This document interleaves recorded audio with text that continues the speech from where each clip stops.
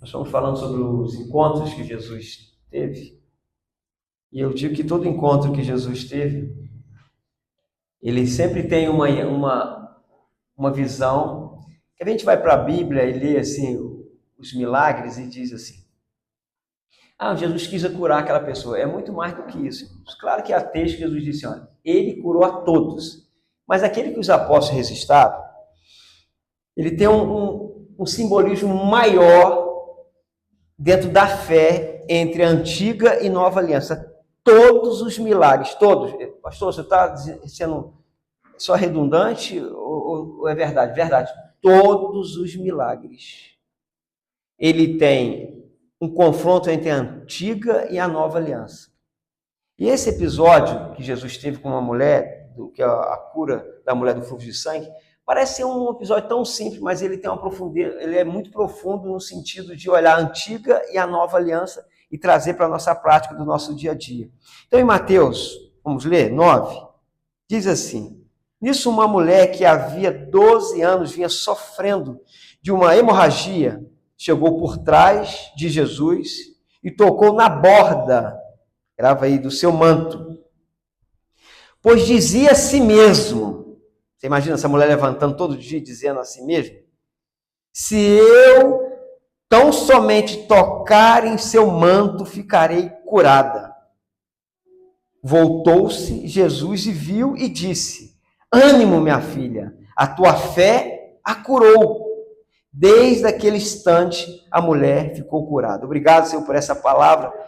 Nós oramos, entregamos a nossa vida em tuas mãos e muito obrigado por a gente estar junto aqui e poder compartilhar a tua palavra nesse lugar que é livre, meu Pai. No nome de Jesus. Amém e amém. Esse encontro, irmãos, parece um encontro muito simples e o Mateus é o que resiste um pedacinho pequenininho dele. Lembra que Jairo pediu para Jesus ir na casa dele curar a filha dele? E Jesus estava indo para a casa da filha de Jairo e ele se esbarra, vamos chamar assim, com essa multidão. E essa multidão, ela comprime Jesus. Marcos resiste a isso, Lucas resiste, só João que não resiste a esse milagre.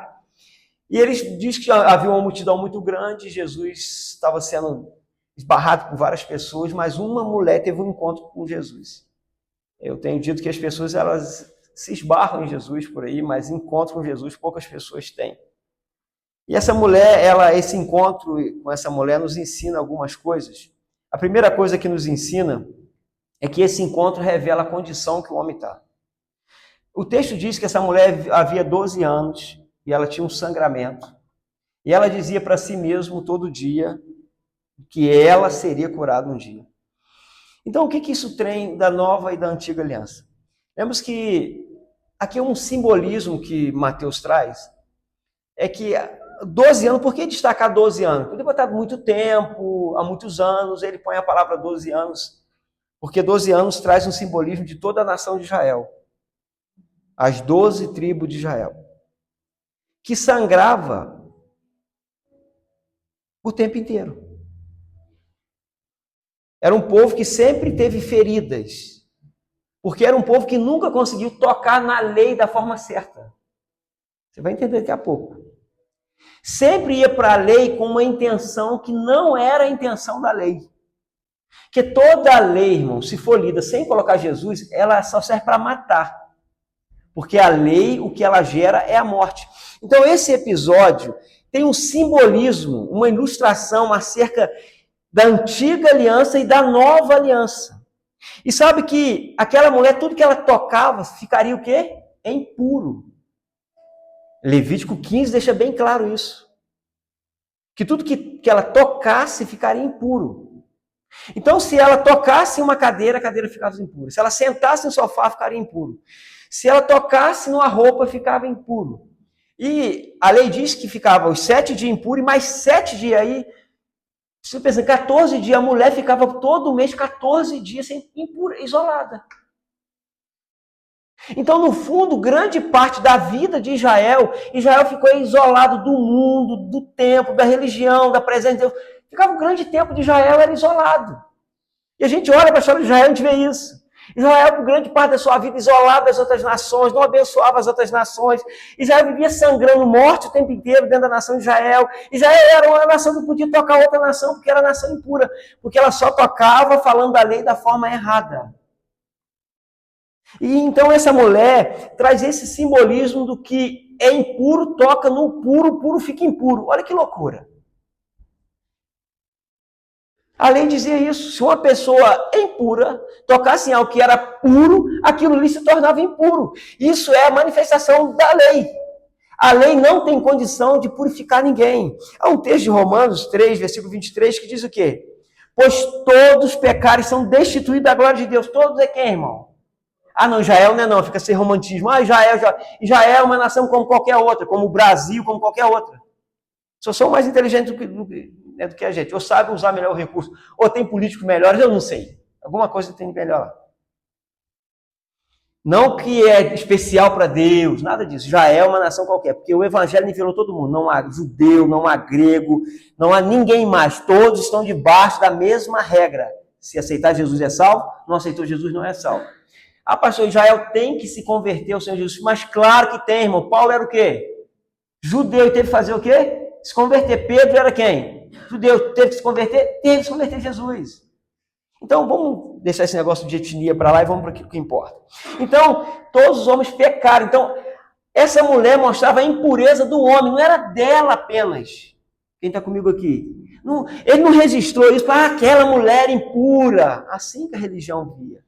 Então, quando a gente entende que aquela mulher, fisicamente, era uma mulher excluída da sua vida social, e tu pensa, então ela era excluída do templo, da família, porque o sangue dela não parava. E a mulher era assim, olha, se ela sangrasse os 7 dias, ela tinha que ficar mais 7 para ficar purificada. E tudo que ela tocou e sentou tinha que ser lavado com água corrente.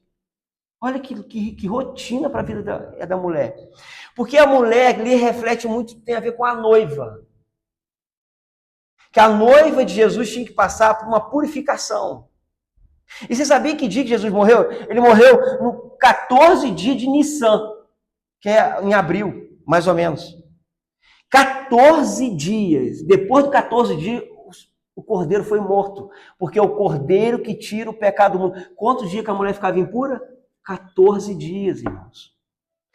Toda a escritura, ela remete para algo muito maior, que é Jesus Cristo, e o que a lei é, e o que a graça é. Só que a gente lê e foca só na cura, e ficou curada. Tem algo muito acima disso. Ah, eu também não sou daquele pastor, não, porque toda cura é porque Deus tem um propósito específico. Nada disso. Que há texto que diz Jesus curou a todos que estavam naquela cidade. Os que foram registrados é para trazer um simbolismo do que Jesus é.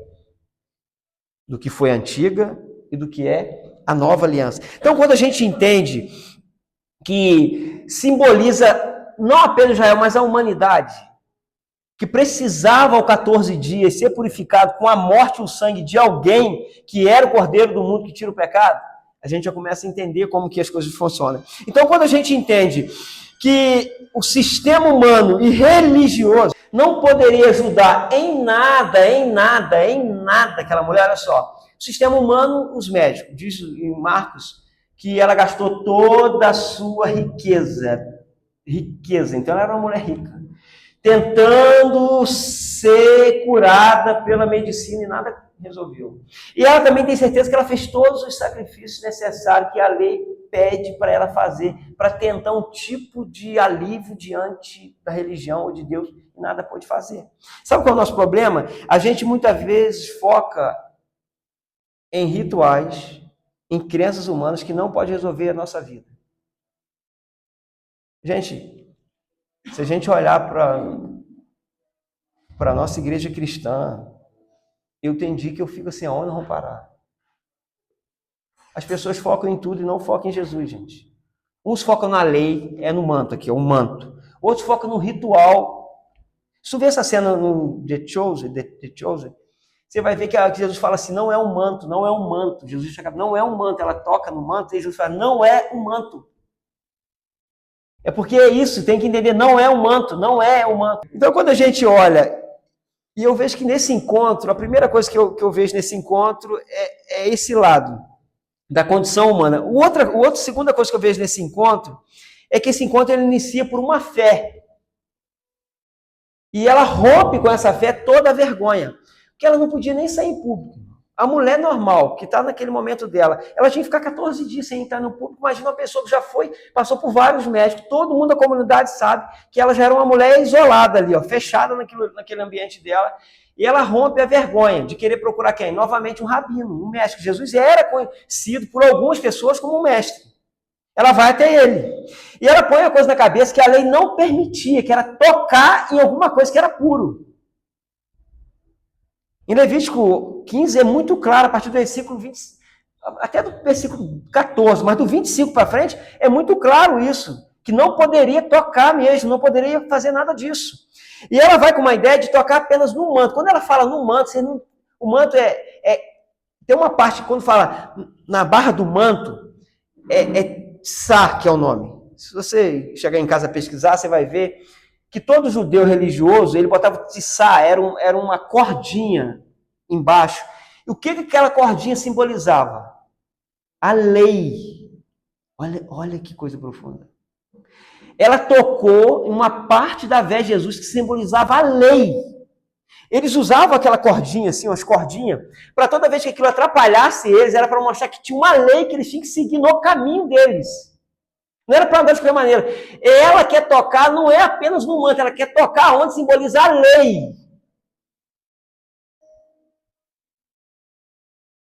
Consegue entender o que ela fez? Ela torna a lei impura. Ela toca naquilo que ela procurou a vida inteira e não curou ela. Ela toca na lei. Mas a lei, quando é revestida por Cristo, ela faz o quê? Ela gera vida. Você entende o que a mensagem está por trás desse evento? A lei, quando ela aponta, é revestida do Cristo que é vivo, ela cura, ela salva, ela liberta. Porque não é a lei, é quem a lei aponta. Então aquela mulher, ela toca em um simbolismo judaico, religioso, de uma profundidade enorme. Imagina um rabino vendo ela tocar na tsar, na onde simboliza a lei, uma mulher impura.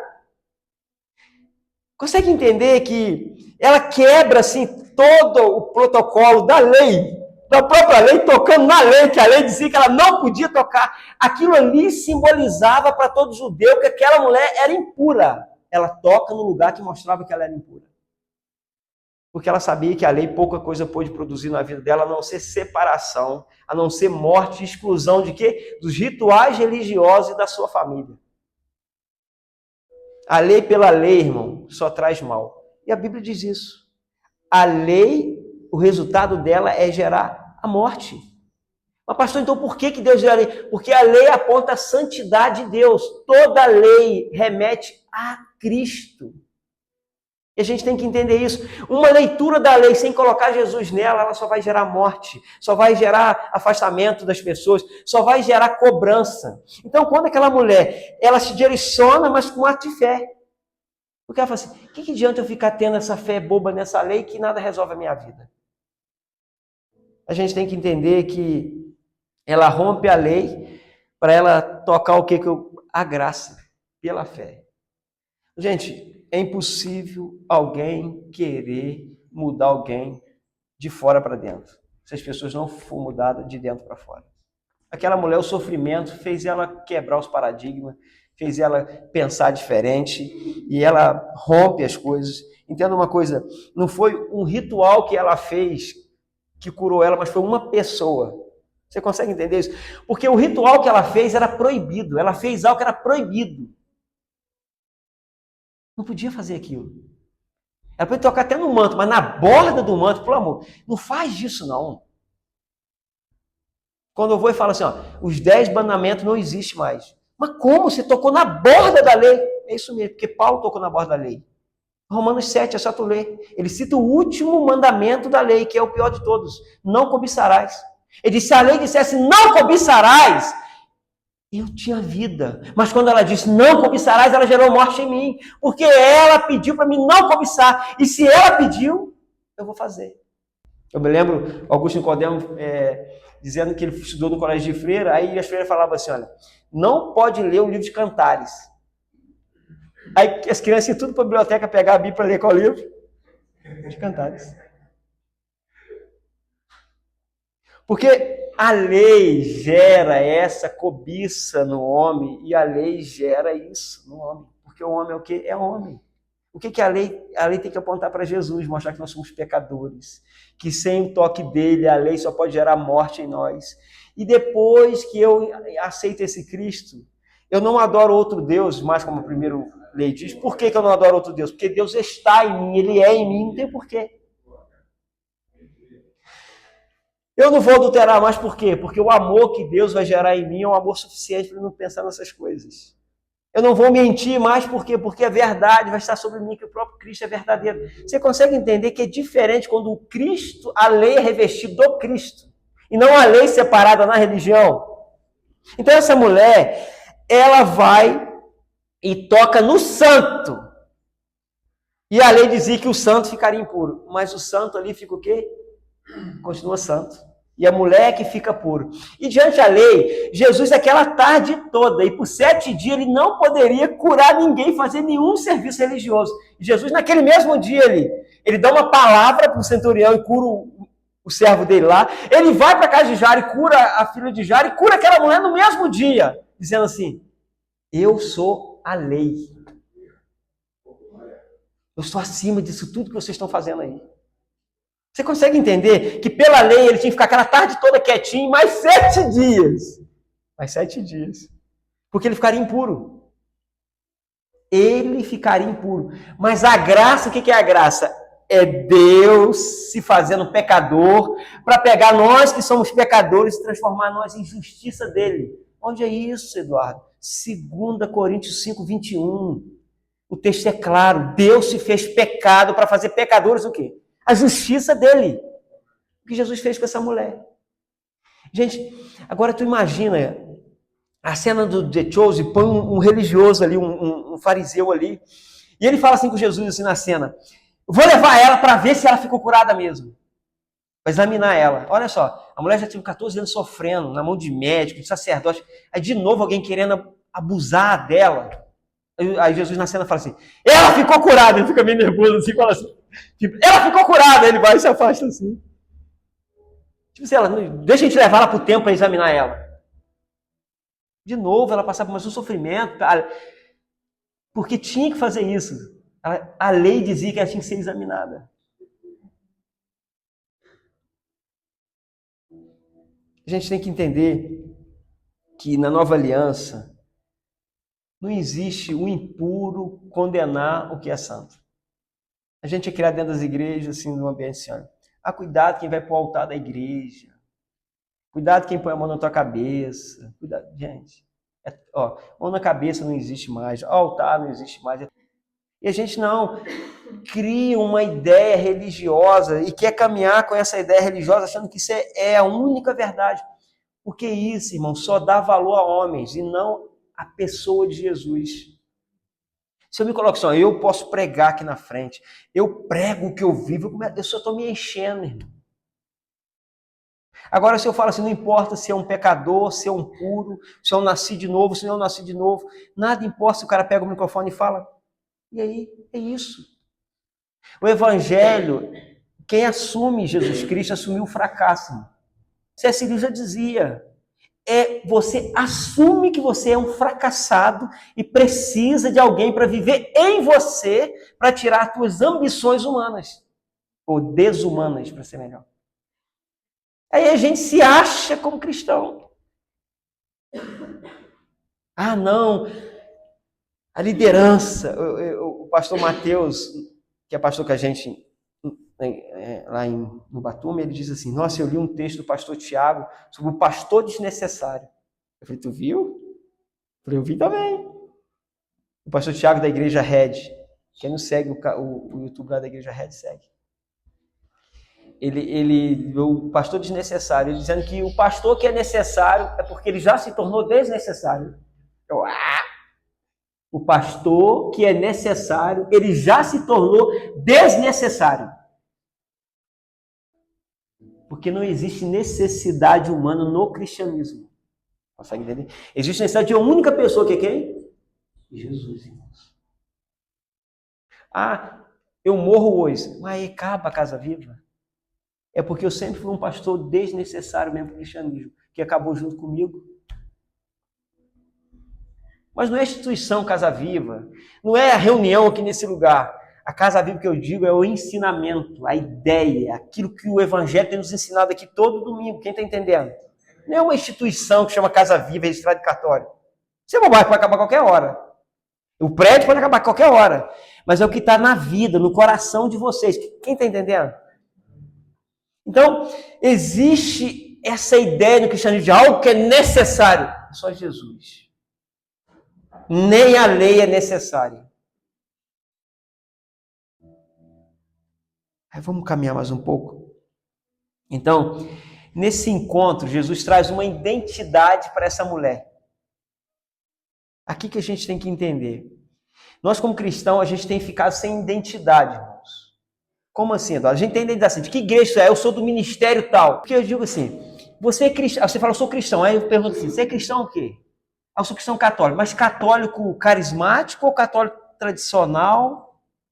Tu é católico que fala em línguas, não fala em línguas? Tu é católico segundo a teologia da libertação?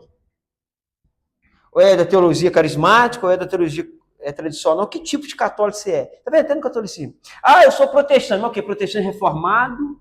Ou protestante batista, que não é reformado, que não acredita na predestinação? Ah, não sou evangélico. Evangélico quê? Evangélico da parede preta? Nada contra, não estou falando mal, estou botando assim. Então, evangélico quê? De símbolos e elementos, cheio de óleo, rosa, ungida, pacto. Evangélico meio judeu assim, teu pastor usa kippá. Isso é instituição, irmão. Ah, não. Eu sou cristão, que a minha fé é em uma pessoa que é Deus, que é Jesus. Definiu, irmão. Jesus dá uma identidade a essa mulher. Você quer acabar com o cristão, ele perder a identidade. C.S. Lewis escreveu um livro, Carta do Diabo ao Seu Jovem Aprendiz. Algumas pessoas já leram esse livro. É um livro assim, muito poético, até difícil de entendimento para alguns, mas é um livro baseado só em capítulos, só em duas páginas já muda o assunto, 2 páginas muda o assunto, cada coisa é um tema. E C.S. Lewis, ele disse que o diabão, chamou o diabinho, ele dá o nome do diabo lá, eu não lembro o nome do diabão, eu esqueci, irmão. Ele dá o nome lá, Vermelindo e não sei o que lá, que ele chama lá. E ele disse o seguinte, o diabo falou assim, olha, para a gente acabar com os crentes, a gente tem que botar ele para adorar um Deus que não seja o Deus deles. Ah, mas tem como fazer isso? Olha só. Aí o diabão fala assim, olha, o Deus do cristianismo é o Deus que é. Não é o Deus nem do passado e nem do futuro. É o Deus que é.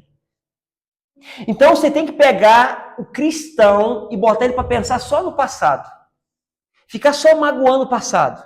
Ah, na igreja que eu participei, eu fui abusado por 12 anos. Sangrei lá, dei a minha vida lá, fui humilhado. Bota ele para pensar só no passado. O meu passado é duro demais. E a pessoa fica agarrada no passado, porque o passado, Deus não é no passado. Ou você, aí falou assim, se você não conseguir agarrar essa pessoa no passado, você tem que agarrar então ela no futuro, ela fica bem ansiosa, pensando assim, nossa, mas para onde que a Casa Viva vai? E vai acabar, vai continuar, mas eu venho, e mais isso aqui, e se o pastor Eduardo não for pastor mais, e se o Danilo não tiver lá com o não vou mais, isso... mas meu emprego, minha família, mas eu estou sentindo não sei o quê. Não tem como Deus ser lá. E o que essa mulher não se submeteu? Foi nem no passado e nem no futuro. Ela disse, mas se eu apenas tocar nele hoje, eu serei curada. Ela, por 12 anos, ela não ficou olhando nem para o passado nem para o futuro. Como é que vai ser? Será que eu vou estar viva?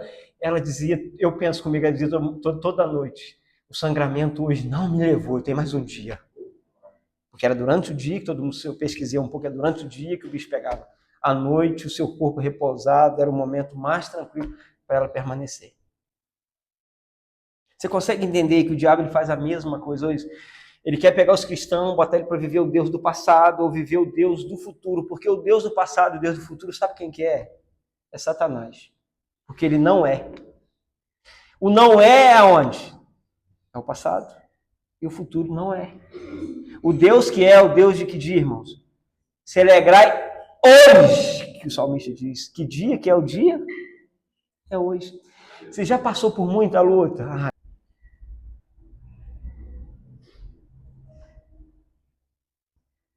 A gente se apega a esses deuses, que não é o Deus que é, basta hoje.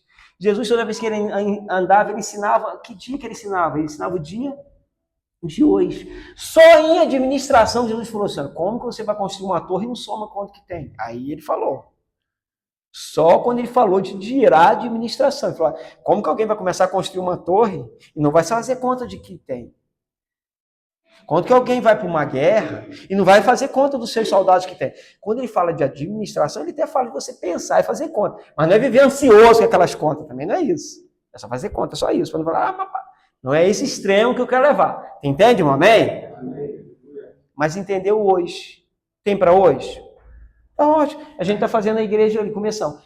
O dia que o dinheiro acabar, o dinheiro acabou hoje, né, Fábio? Parou, nós continuamos depois, não para, daqui um ano continua, volta, daqui 2 anos, daqui 3 anos. Não tem pressa, irmão. Porque vale o quê? O que nós temos hoje. E para caminhar por fim, nós temos que entender. A quarta coisa que eu vejo nesse encontro é que é um encontro que essa mulher teve com Jesus, ele desperta a palavra de vida em nós. Há um texto de Provérbios 18, 21 diz assim, a língua tem poder sobre a vida e sobre a morte. Os que gostam de usar, tem gente que gosta de usar mais, né? Diz assim, olha, comerão do seu fruto. Então, aquela mulher, ela teve um encontro com palavras boas, porque Jesus falou assim, olha, ânimo, minha filha. A tua fé, levanta a cabeça. Gente, na cena do dia de hoje, eu assisti elas quarta-feira. Essa cena, ela é linda, porque a mulher toca, sente algo que aconteceu dentro dela, e ela se afasta, assim, com medo dela ser morta. Porque poderia, na interpretação da Midrash, não da lei de Moisés, com uma impura, tocar intencionalmente alguma coisa que é pura ser morta. Na Midrash, não na lei de Moisés. Então ela poderia ser apredejada ali e estimulada por Jesus. Fala assim, porque ele pergunta assim, Marcos, e Jesus fala, quem me tocou? Quem me tocou? Ela se assustou, falou, agora você é morta. Claro que Jesus sabia quem tinha tocado. Jesus queria que ela falasse. Jesus queria que ela liberasse palavras. Que ela usasse a boca. Jesus curou ela e não sabia que ela ia lá. Mesmo de irmão. Jesus faz para deixar esses ganhos para pregar eles aqui, ó. É para isso que ele falou. Ele sabia, você sabe que ele queria que ela falasse.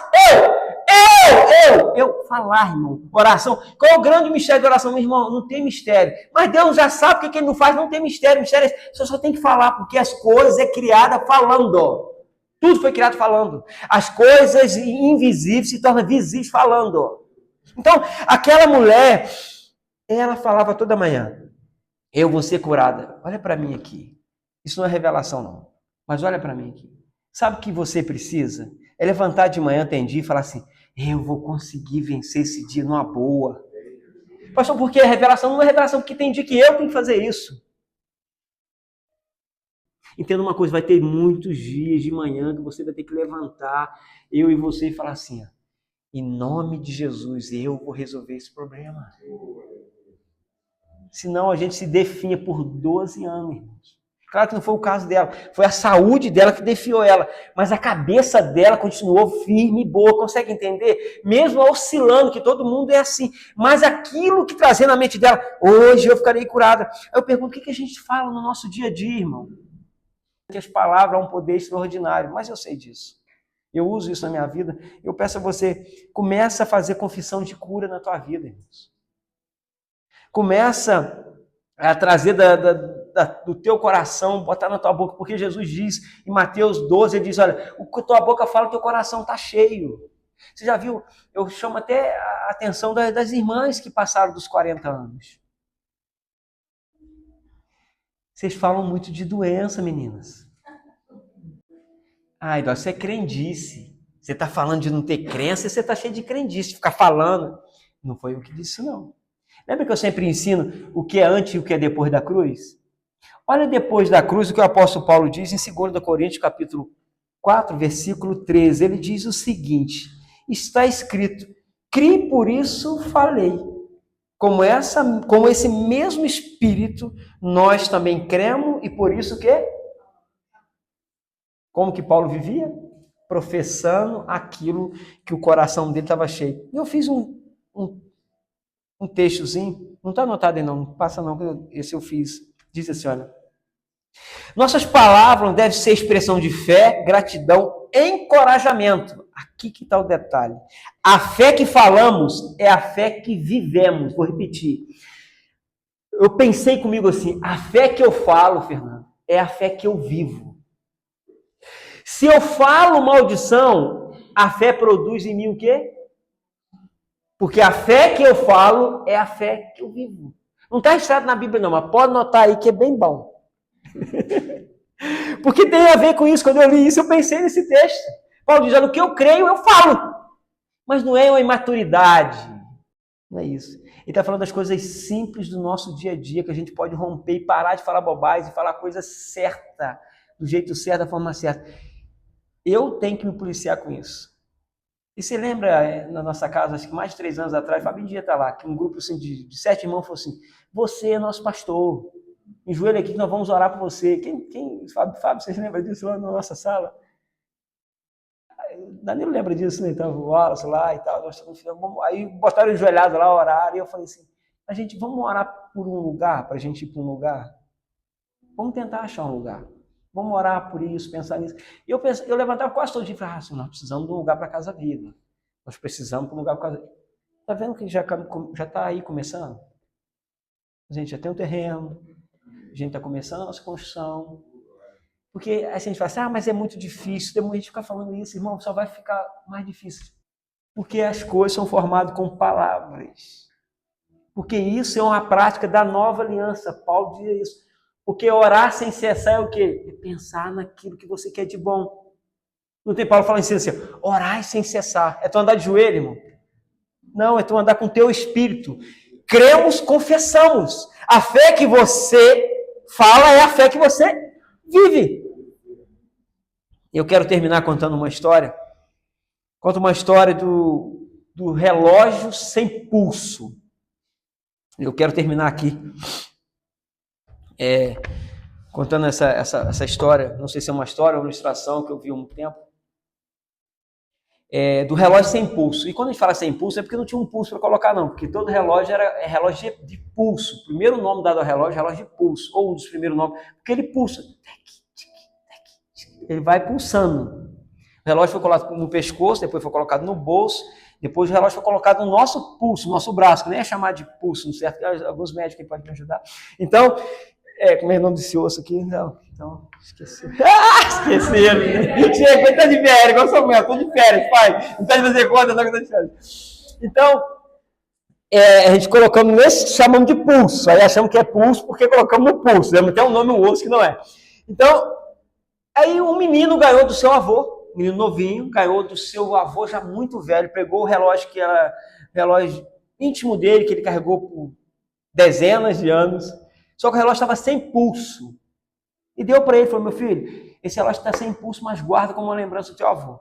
Esse menino pegou esse relógio sem pulso e ficou com ele um tempo, olhando para ele e falou assim, eu vou tentar arrumar esse relógio. Ele tentou de todo jeito mexer no relógio, mas ele tinha um cuidado que era o avô que dele, não queria desmontar aquilo, estragar mais do que já estava estragado. E ele sempre tinha a ideia que o relógio estava morto, porque não tinha vida, não fazia tic-tac, tic-tac. Aí certo dia, ele incomodado com aquilo, o pai dele ia para a cidade, a história conta que ele pede, pai, tem um lugar na carroça do senhor para mim ir na cidade levar esse relógio num relojoeiro para ele arrumar? O pai disse, meu filho, tem um lugar na carroça, você pode ir comigo. Mas o pai não tem dinheiro para levar no relojoeiro para arrumar esse relógio, teu falecido avô.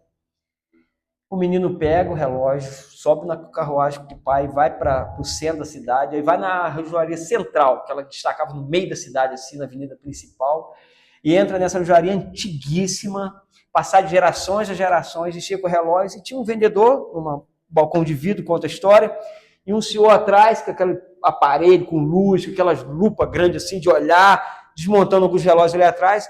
O relojoeiro da frente pega, levanta o relógio, sacode o relógio, o senhor ouve o barulho sacudido do relógio e olha para trás, e levanta e fala, de quem é esse relógio? Ele pega o relógio na mão, o menino fala, esse relógio é meu. Aí o relojoeiro fala assim, o que você quer com esse relógio? Você quer vender? O que você quer? Ele disse, eu quero trazer vida para esse relógio, que ele morreu. Ele falou, de quem que era esse relógio? Ele disse, esse relógio era do meu avô. Ele me deu como presente. Ele falou, o senhor falou, entra aqui. Botou ele por trás do balcão, deixou ele atrás. E o senhor desmontou o relógio como se fosse assim, algo que ele conhecia. Desmontou tudo assim, montou aquelas peças tudo ali, banhou o relógio no líquido, o relógio ficou novinho, botou uma nova corrente no relógio, entregou o menino falou assim, ele voltou à vida. Ele estava morto, o senhor fosse, ele não estava morto. Ele só precisava ser tocado pela mão certa, porque o meu pai montou esse relógio. Gente, aquela mulher não adiantava ser tocada pelos médicos, pelos sacerdotes, pela lei, só precisava ser tocado pela pessoa certa, que é pela graça, irmãos. A lei sem Cristo só mata. A lei tem que ser revestida de uma pessoa que se chama quem? Jesus. Quando eu estava preparando essa palavra, eu lembrei dessa história. Falei assim, a gente precisa ser tocado para aquele que é o dono do relojoeiro. Aquele que sabe os nossos defeitos, que sabe as nossas dificuldades, sabe as nossas lutas, que sabe quantos tic-tac a gente já deu e quanto que a gente já não deu, né? Eu não sei se o teu tic-tac entrou aqui quase parando, irmão, mas eu sei de uma coisa. Aquela mulher tocou no dono do relojoeiro, o relojoeiro, o dono, o criador de algo tão complexo que somos nós, né? Você sente assim? Eu me sinto assim. Vamos orar? Você pode orar comigo? Vamos orar. Muito bom, né, irmão? Saber que o impuro jamais vai poder fazer o puro ser impuro. Mas ao contrário. Na nova aliança, irmão, quando nós, na nossa impureza, tocamos em Jesus, há uma sentença sobre nós, não de morte, mas de vida.